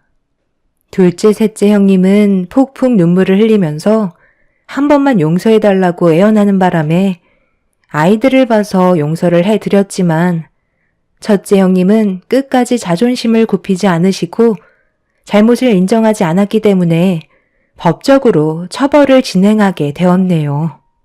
그날 이후 6개월의 형을 살고 나온 첫째 형님은 저희 가족 앞에 또다시 모습을 나타내었어요. 자기가 받았던 상처에 대해 똑같이 돌려주겠다며 또 한 번 난리를 치길래 접근 금지 신청을 하고 이사를 하게 되었습니다. 앞으로 2번 다시 그 사람을 만나고 싶지 않네요. 한 번만 더 저희 집안에 해를 가한다면 그땐 세상 밖으로 나오지 못하게 만들 생각입니다. 제 사연 들어주신 분들 올해도 좋은 일만 가득하시고 가족분들과 즐거운 명절 보내시길 바랍니다. 감사합니다. 안녕하세요. 저는 남편과 이혼을 한 지는 오래되었는데요. 사실 이혼 당시 남편의 상황이 좋았던 것이 아니라 남편 덕을 볼 거라곤 꿈에도 생각하지 못했어요. 그러다가 이렇게 시간이 지나고 나서 남편의 덕을 보게 되니 참 신기하기도 하고 예전의 마음고생을 보상받는구나 싶은 마음도 드네요. 남편과는 대학과 CC였습니다. 남편과 같은 과 동기로 만나게 되었고 긴 연애 후에 결혼을 하게 되었어요. 결혼을 하고 난 후에도 순탄하지는 않았습니다. 오로지 저는 남편만을 보고 결혼을 결심한 것이었어요. 남편의 집은 홀어머니의 장남인 남편과 2명의 여동생들이 있었어요. 시댁의 모든 행사는 제 책임이었죠. 결혼을 하고 나서 시모는 말 그대로 시집살이를 시작하셨어요. 저도 일을 하고 있는 상황이었는데 그런 건 전혀 상관없이 매주 방문 강요, 행사 강요 등 모든 것들을 강요하기 시작하셨죠. 결혼하고 처음 맞는 시아버지 기일에도 시모는 저를 무지막지하게 부려먹었습니다. 야, 너는 하나밖에 없는 며느리라는 게 우습니? 전날부터 와서 준비를 해야지. 당일에 와가지고 허겁지겁 음식하는 꼴이라곤. 에휴. 어디 옛날 같아서 봐라. 욕 처먹고도 남았을 일인데 내가 이렇게 마음이 넓어서 다 이해하는 거다. 솔직히 요즘 세상에 나처럼 대인배 시모가 어디 있니? 어머님, 저도 일하고 있어요. 일하는 상황인데 낮에 와서 이렇게 음식하는 것도 쉽지 않아요. 눈치도 보이고요. 좀 이해를 더 해주세요. 제가 전날까지 와서 음식 준비하길 원하시면 저 일 그만두고 남편 혼자 벌라고 할게요. 근데 그렇게 하시면 생활이나 하실 수 있으시겠어요? 그나마 제가 같이 버니까 이렇게라도 살 수 있는 거지. 어머님 드리는 생활비도 그전에는 이 정도 챙기지 못했잖아요. 저랑 결혼하고 나서 그 정도로 맞춰서 챙겨드리는 건데 줄어들어도 괜찮으시겠어요? 참나? 돈 번다고 유세니? 나는 혼자서 애새 다 키웠어. 남편 벌이가 많지 않으면 옆에서 기죽지 않게 기 살려줘야지. 너는 너무 드세다, 드세. 네가 너무 드시니까 우리 아들이 기도 못 펴고 벌이도 안 느는 거 아니니? 너같이 드센 애는 우리 아들 아니었으면 데리고 갈 사람도 없었을 거야. 아니, 어머님. 무슨 말씀을 그렇게 하세요? 어머니, 저니까 남편 데리고 사는 거죠. 솔직히 어머님도 다 아시는 사실 아니세요? 계속 그렇게 말씀하시면 제가 너무 서운하죠. 누가 봐도 아닌 소리를 어머님이 하시니까 정말 서운하네요. 그러니 앞으로는 그렇게 말씀하시지 마세요. 아이고, 내가 다 늙어가지고 며느리한테 별소리를 다 듣는다. 내가 수찬 아빠 뒤따라갔어야 이 꼴을 안 봤을 텐데 이제 죽을 때가 다 되었나? 며느리한테까지 이런 캐무시를 당하고 너 내가 남편 없다고 해서 무시하는 거니? 시어머님은 만날 때면 항상 어처구니 없는 말을 서슴없이 했습니다. 그렇다고 해서 제가 가만히 듣고만 있는 성격은 아니었지만 기분이 나빴죠. 남편은 시댁에서는 아무런 힘도 쓰지 못했어요. 시모와 동생들의 압박에 제대로 기도 못 펴고 살았었습니다. 이렇게 시모나 시동생들이 저에게 막말을 퍼부어도 그 사이에서 제대로 중재도 해주지 못했어요. 그럴 때마다 저는 남편과도 항상 크게 다투곤 했습니다. 아니, 당신 그래도 좀 너무한 거 아니야? 시댁 식구들이 솔직히 다 나한테 너무한 것 같은데 당신은 어떻게 중간에서 중재 한 번을 안 하고 그렇게 있어? 무슨 남일 보듯이 아무렇지 않게 행동하는 게 어디 있어? 나 진짜 너무 서운해. 적어도 그 앞에서 내 편은 들어줘야 맞는 거 아니겠어? 나는 당신만 믿고 이렇게 시댁 행사 다 참석하는데 당신은 나 몰라라 하잖아. 그럼 어떡해? 내가 당신 편들면 식구들이 당신한테 더 못되게 굴 텐데. 그냥 차라리 내가 가만히 있는 게 나아. 결혼할 때도 그랬잖아.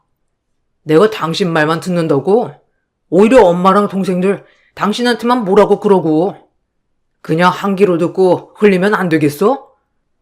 우리 집 가는 것도 이제 서서히 줄여볼게. 당신 고생하는 거 다 알고 있어. 근데 나도 내가 어떻게 해야 할지 모르고 당황스러워.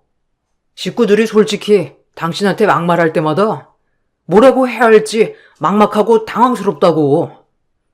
아무리 말한다고 해도 내 말 듣는 사람도 없고 나도 중간에서 힘들어. 아, 알았어. 당신이야 뭐. 전부터 그랬으니까 내가 뭐라고 하겠니? 그럼 앞으로 내가 당신 식구들한테 하는 행동에 대해서 그냥 참견하지 말아줘. 나도 이제는 못 참겠어. 당신이랑 연애할 때부터 당신 식구들 말이라면 무작정 들었잖아. 그때도 내 편 제대로 들어주긴 할까 싶긴 했는데 역시나였어. 그렇지만 나도 그냥 당할 사람은 아니지. 내가 알아서 할 테니까 당신은 그럼 가만히 있기만이라도 해. 알았어. 앞으로 당신이 어떻게 하든 내가 당신한테 뭐라고 할 일은 없을 거야. 차라리 내가 나서는 것보다 당신이 나서는 게 더 나을 수도 있을 것 같기도 하고. 당신한텐 참 미안해. 내가 어떻게든 우리 식구들 안 보게 해볼게. 남편은 호언장담을 했지만 사실 저는 기대하지 않았어요. 남편은 어릴 적부터 시댁 식구들에게 엄청 시달리면서 살았습니다. 특히나 시모는 남편을 무슨 1분 대기조로 생각을 하곤 했어요. 무슨 일만 생기면 남편에게 전화해서 바로 집으로 달려오라는 말을 하기도 하셨죠. 그런 시모의 말을 거역할 수조차 없었던 사람이 남편이었습니다. 동생들 역시 남편을 돈줄로 생각을 했어요. 돈이 필요할 때면 항상 남편에게 연락을 해서 돈 좀 보내달라며 말을 했었죠. 남편은 대학 다닐 때부터 학교 끝나면 아르바이트를 하느라 바빴습니다. 거의 잠잘 시간 빼고는 일을 하고 있었다고 볼 수 있었어요. 그렇게 미친 듯이 번 돈도 결국 대부분 시댁 식구들의 손으로 들어갔습니다. 저는 이런 상황을 다 알고 있었어요. 그럼에도 불구하고 남편과 결혼을 결심하게 된 이유는 남편 자체만으로는 정말 좋은 사람이었기 때문이었어요. 남편에게 좋은 방패막이 되어줄 수 있을 거라 생각했지만 시댁 식구들의 막말은 제한이 없었던 것이었죠.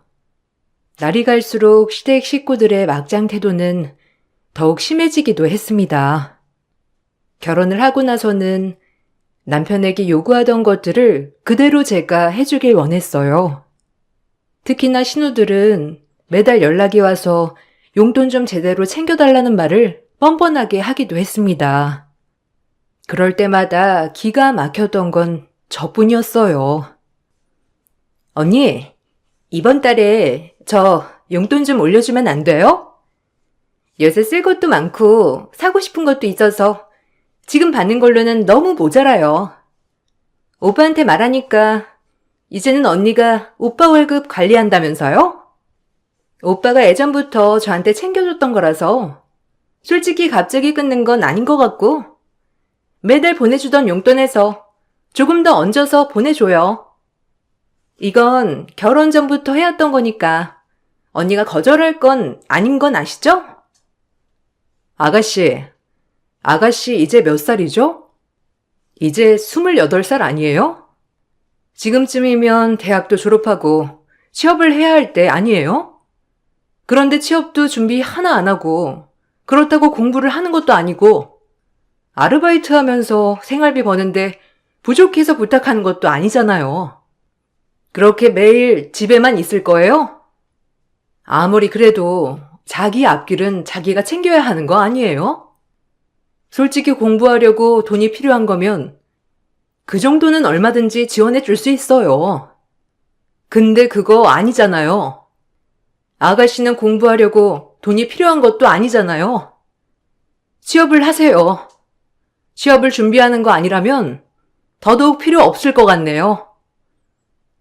아니, 언니가 뭔데 오빠가 주는 용돈을 마음대로 막아요?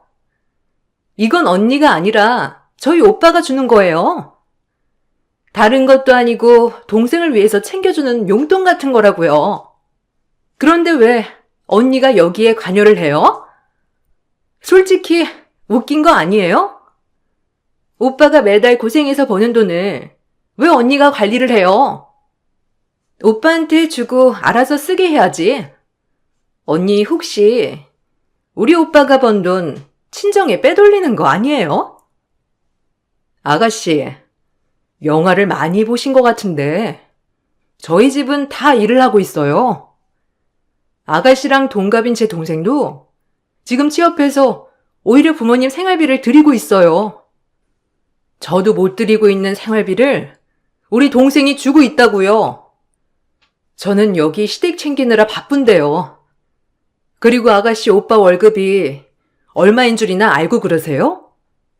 시댁에 들어가는 돈도 다 못 벌고 있는데 제 돈에서 그거 채우고 있어요. 알고나 하는 소리냐고요. 오빠 돈 따로 관리한다고 하면 저도 충분히 그거 알아서 관리하라 할 수 있어요. 근데 그렇게 하면 시댁에 들어가는 돈이 줄어들 텐데 괜찮겠어요? 신우들은 정말 밑도 끝도 없이 용돈을 달라며 연락을 해왔던 적도 수십 번이었습니다. 그렇지만 남편은 그런 것들을 쳐내지 못했고 결국 남편의 월급은 제가 관리를 하게 되었어요.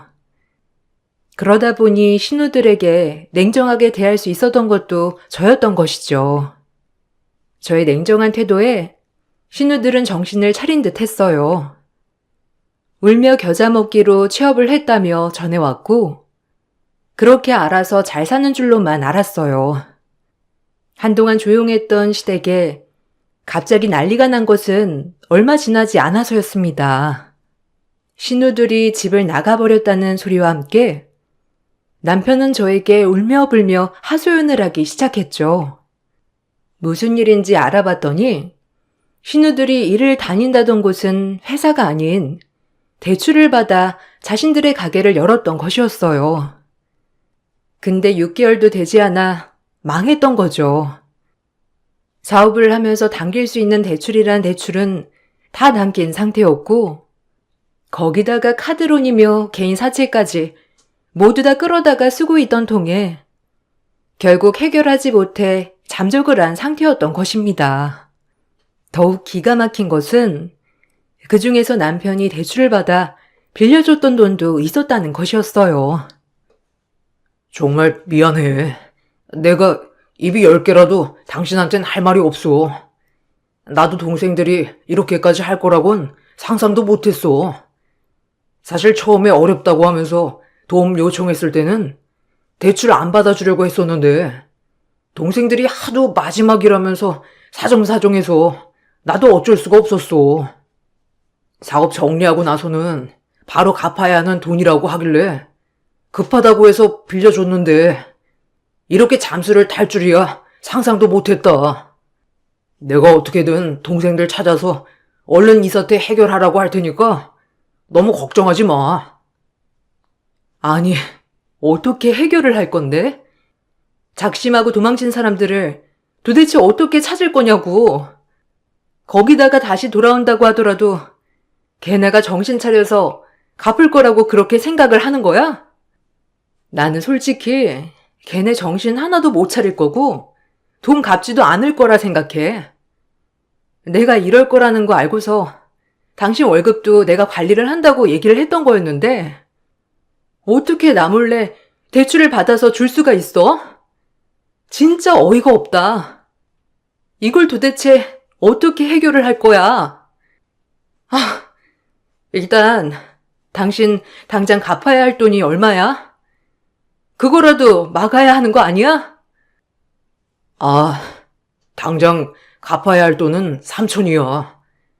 그리고 동생들 빌려준 건 5천 정도 더 있고 내가 어떻게든 투잡 뛰어서라도 갚을 테니까 당신은 신경 쓰지 마. 나 당신 돈 한 푼도 쓰고 싶지 않아. 우리 집 일은 내가 알아서 해결을 할게. 그러니까 나 도와주지도 말고 우리 가족들도 도와주지 마. 그냥 누가 도와달라 말해도 그냥 모른 척 하고 있어. 어떻게 모른 척을 해? 신우들한테 있는 채무는 내가 갚아줄 수 없어. 그런데 당신한테 있는 빚은 어쨌든 내가 갚아줄 수 있고 갚아줄게. 그래도 당신은 내 사람인데 어떻게 모르는 척을 할 수가 있어. 당신 힘들게 손 놓고 있을 순 없어. 당신이 투잡 뛴다고 해도 솔직히 언제 다 갚을 수 있을지 그것도 모르는 거고 언제가 될지도 모르는 걸 어떻게 하려고. 그냥 내가 일단 급한 건 갚아볼게. 그런데 이번에는 이렇게 도와주지만 다신 시댁에 도움 안 줬으면 좋겠어. 앞으로는 그러겠다고 약속해줘. 또다시 시댁에 도움 주면 그때는 당신이랑 더 이상 살 수 없을 것 같아. 알았어. 나도 내가 왜 그랬는지 모르겠다. 동생들 하는 뻔한 레퍼토리 그냥 넘어가 준 게 미쳤던 것 같아. 시댁이랑은 이제 영 끊고 살게. 정말 너무 미안하고 고마워. 당신 아니었으면 사실 나는 진작에 이 세상에 없었을 거야. 그렇게 저는 남편과의 약속을 하고 나서 남편의 채무를 모두 청산했습니다. 며칠 뒤에 신우들이 집으로 돌아왔다는 소식이 들려왔어요.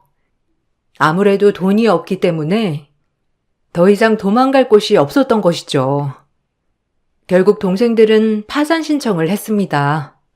그 와중에도 저에게 누구 하나 미안해하거나 고맙다는 사람들이 한 명이 없어서 참 씁쓸했네요. 그래도 이후에는 시댁 식구들과 만날 일이 없다고 생각을 했기 때문에 그냥 넘어가게 되었어요. 남편과는 서로 정말 잘 지냈습니다. 연애할 때도 큰 다툼 없이 잘 사귀었고 시댁만 아니라면 전혀 다툴 일이 없었죠. 남편도 저를 위해 노력했고 저 역시 남편을 위해서 노력했습니다. 남편은 성실하고 착한 사람이었어요. 자신이 한 약속은 끝까지 어떻게든 지키는 사람이었습니다. 그런 남편과 헤어지게 된 이유는 아무리 연을 끊으려고 해도 끊을 수가 없었던 시댁 때문이었습니다. 신우들이 파산을 하고 시댁은 더욱 힘든 생활을 하게 되었어요. 신우들은 일용직을 전전했고 시모 역시 식당 설거지나 서빙을 하면서 생활을 했죠. 시모의 몸이 나빠지기 시작하면서 남편은 시댁을 더 이상 외면하지 못했습니다. 그러면서 저에게는 죄책감과 미안함이 쌓이게 되었던 것이었어요. 어느 날 남편은 저에게 이혼을 요구했습니다. 더 이상 시댁을 외면하지 못하겠다며 말을 했어요. 우리 이혼하자.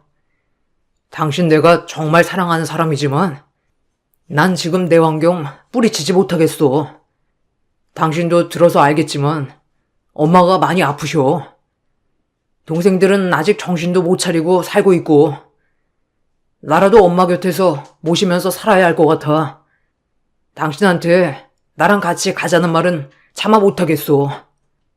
그리고 나도 당신이 나 때문에 우리 집에 얽히는 거 원치 않고 이제라도 당신과 헤어지는 게 맞는 것 같아. 당신한테는 정말 미안하고 고마운 마음뿐이야.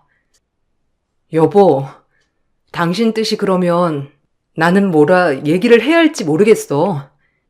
그래도 난 당신과 헤어지고 싶은 생각이 없어. 그러니 이혼은 하지 않고 그냥 이렇게 지냈으면 좋겠어. 당신이 가서 시어머니랑 같이 사는 건 말리지 않을게. 그렇지만 시댁과 교류를 하는 것 때문에 나랑 헤어져야 하는 거면 신경 쓰지 말고 이것 때문에 이혼을 해야 하는진 모르겠어. 나랑 헤어지지 않으면 우리 식구들 또 뻔뻔하게 당신한테 요구할 거야. 우리 엄마 모시거나 아니면 돈 달라고. 무작정 요구하고 찾아올 텐데 사실 내가 든든한 방패막이 되어주지 못할 것도 뻔하고. 솔직히 나는 우리 집이 힘든 것보다 당신이 힘든 게 더 마음이 아프고 힘들어. 당신은 나한테 정말 소중하고 고마운 사람인데 나 때문에 힘들어진다고 하면 난 참을 수 없을 것 같아. 이렇게 내가 부탁할게. 우리 이혼하자. 남편은 자신의 가족들을 도저히 외면할 수 없다면서 저에게 이혼을 요구했고 시댁으로 들어갔습니다.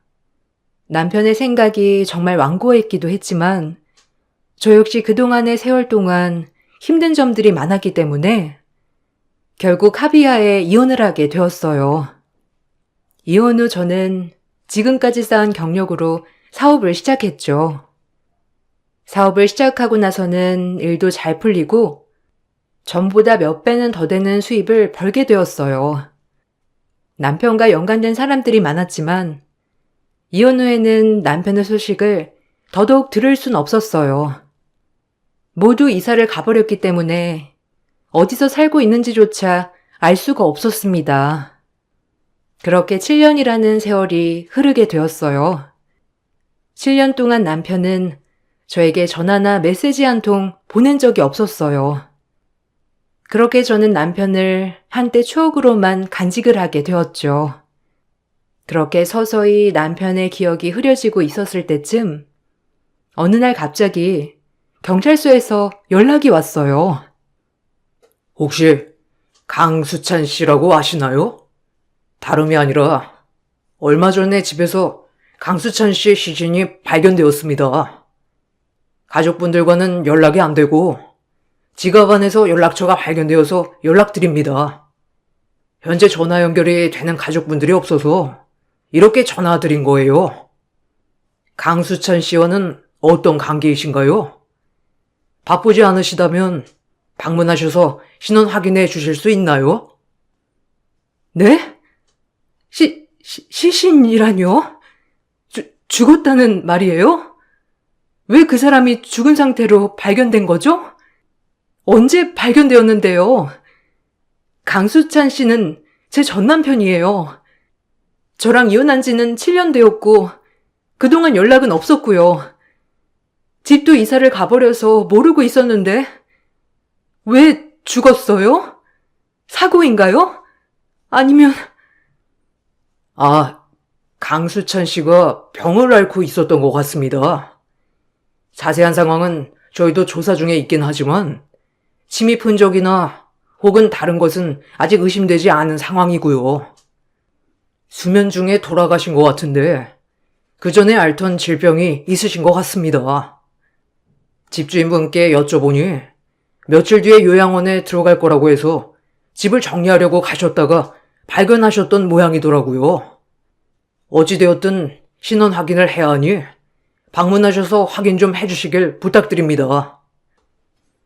저는 갑작스러운 남편의 사망 소식에 정말 크게 놀랐죠.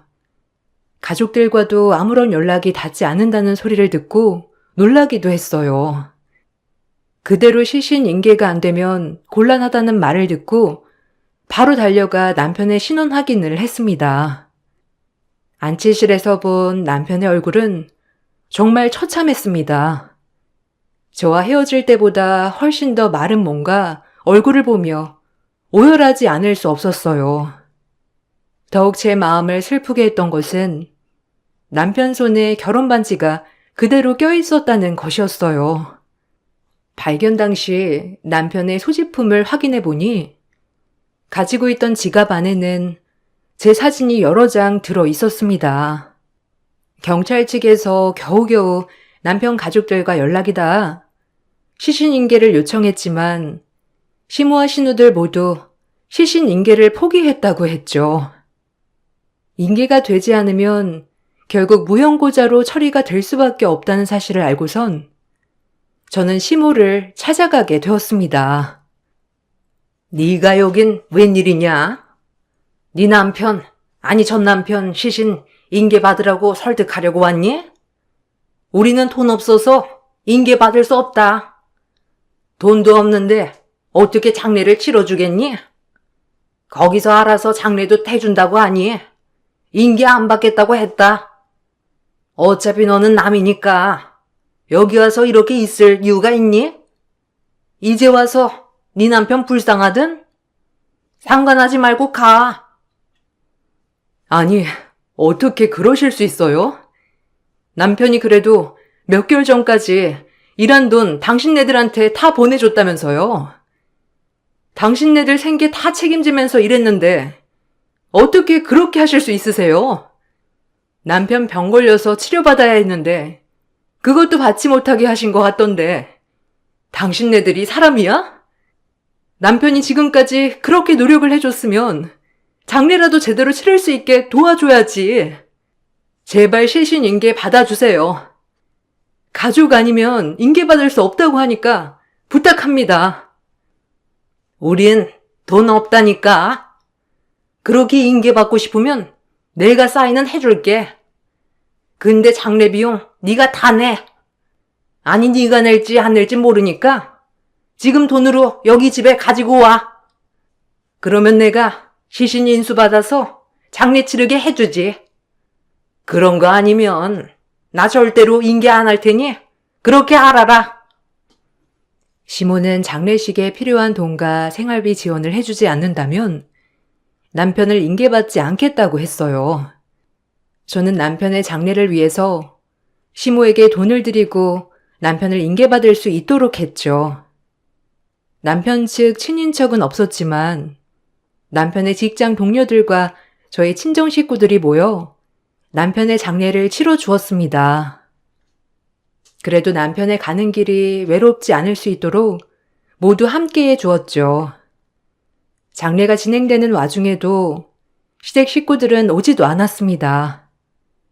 그렇게 남편의 장례가 끝이 나고 저는 남편의 소지품을 정리하기 위해 남편이 살았던 곳에 가게 되었어요. 그곳에서 정리를 하다가 남편이 저에게 남겼던 편지들을 발견하게 되었습니다. 편지 속에는 저에 대한 미안함과 고마움, 그리움이 모두 담겨 있었습니다.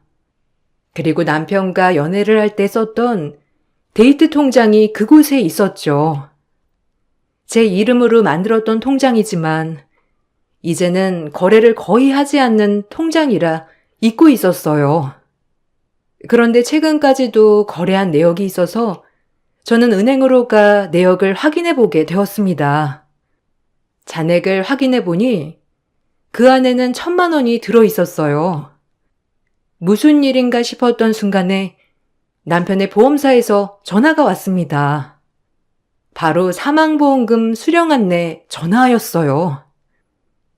강수찬 씨 보험 담당자입니다. 강수찬 씨 사망보험금 수령인이셔서 연락드렸습니다. 서류 안내해 드릴 테니 첨부하시고 보험금 받아가시면 됩니다. 강수찬 씨가 가입을 했던 보험이 좀 있는데 내역은 다 알고 계시나요? 모든 보험금 수령자가 고객님으로 되어 있는 상태라서 아마 한번 확인을 해보시는 것이 좋을 것 같습니다. 네? 어떻게 제가 보험 수령인인가요? 저는 7년 전에 이혼해서 이미 남남인데요. 그런데 제가 받아도 되는 건가요? 다 제가 수령인으로 되어 있다는 소리는 무슨 소리인가요? 저는 그런 말 들은 적이 없었는데요. 아, 강수찬 씨가 가입하실 때 사모님 이름이라고 말씀하셨는데 이혼하신 상태셨군요. 어쨌든 가입하신 강수찬 씨가 수령인으로 고객님 정보를 주셨기 때문에 그렇게 되어 있습니다. 하나가 아니라 몇 개 있는데 고객님께서 한번 보시는 게 좋으실 것 같네요. 궁금하신 사항은 방문하시면 자세하게 내용 안내해 드리겠습니다. 남편은 모든 보험금의 수령인을 저로 지정을 해두었다고 했어요. 여기에 매달 월급에서 일부를 저와 썼던 데이트 통장에 조금씩 저축을 해두었던 것이죠. 남편이 품 안에 고이 품고 있었던 편지 속에는 그동안의 미안함과 고마움이 담겨 있었습니다. 이렇게라도 저에게 빚을 갚을 수 있었으면 좋겠다면서 마지막 유언을 남겨두었어요. 역시나 남편의 사망보험금이 저에게 수령된다는 소식을 알고선 시모가 찾아왔습니다. 야, 네가 뭔데 우리 아들 죽음값을 받아? 너 우리 아들이랑 못 살겠다고 이혼했잖아. 7년 동안 코빼기도 안 보여놓고서는 이제 와서 죽으니까 보험금을 받아? 너 남남 아니니? 남인데 어떻게 그 보험금을 받을 생각을 해? 양심이 있으면 그거 그대로 우리한테 줘야지. 그거 그냥 가지고 가면 정말 너 도둑놈 심보인 거 알지? 도둑놈 심보는 내가 아니고 당신들이지. 남편 그렇게 아픈 거 뻔히 알면서도 치료비 많이 들까 치료 거부한 거 당신들 아니야? 그동안 번 돈도 거의 당신들 생활비로 가져다 줬다고 하는데 뻔뻔함도 유분수지. 어떻게 이렇게까지 해? 당신들 양심이란 게 있어? 장례식장에 오지도 않았잖아.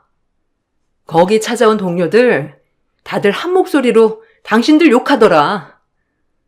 월급 다 당신이 가지고 가버려서 남편 라면만 먹고 살았던 적도 있었다고. 투잡까지 왜 뛰냐고 물어보니까 생활비가 없어서 어쩔 수 없다고 말했다고 하더라. 당신이 어떻게 엄마야? 당신이 어떻게 그럴 수가 있어? 그건 걔가 원해서 그렇게 산 거야. 걔가 효자라서 그런 거고 엄마 고생하는 거 싫으니까 그런 거야. 아픈 거 치료하지 말라고 한 적 없다. 그리고 그 치료 비용이 얼마인지는 알고 나한테 이렇게 얘기하는 거니?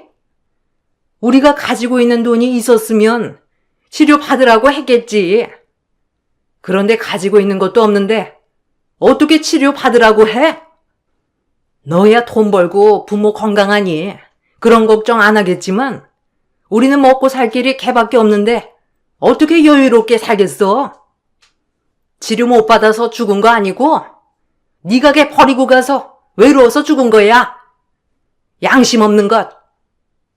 아무리 뻔뻔해도 그렇지. 아들 피 다 빨아먹었으면서 이렇게 말할 수가 있다고? 돈 가지고 가고 싶으면 어디 한번 소송해서 가지고 가봐.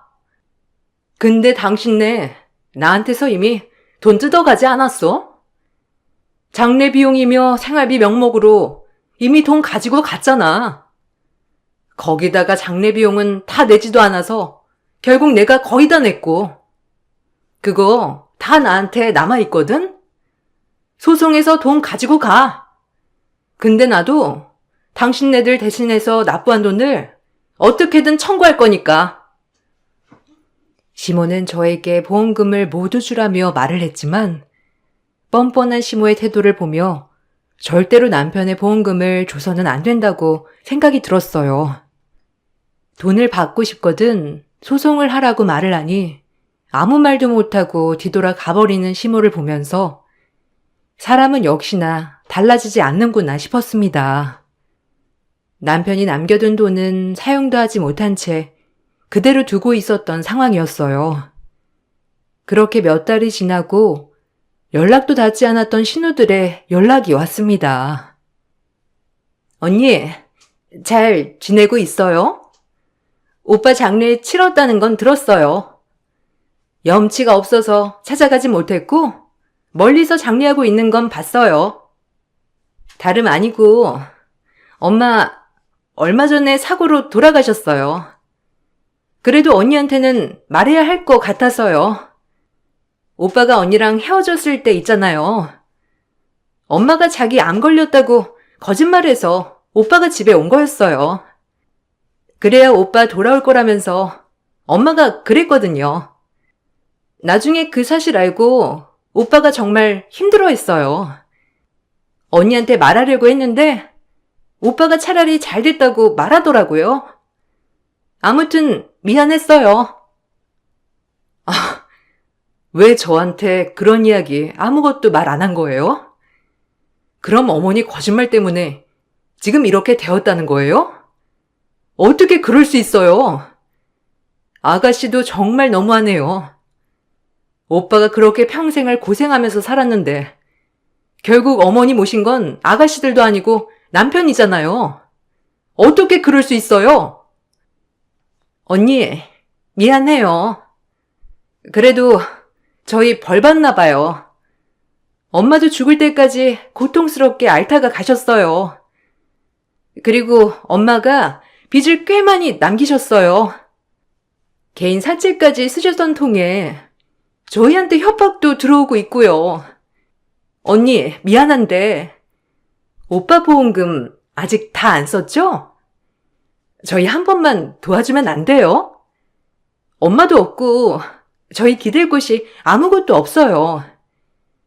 오빠 보험금 많이 나왔잖아요. 그거 언니 돈 아니고 오빠 목숨값인데 조금만 도와주세요.